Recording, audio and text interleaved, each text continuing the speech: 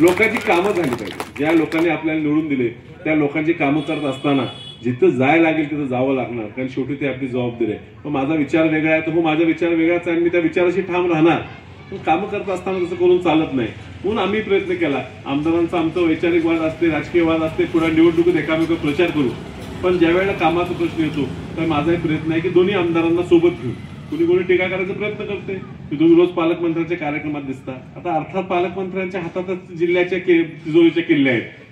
हातात त्यांच्या शेजारी गेल्याशिवाय ती किल्ली कशी हातात येणार.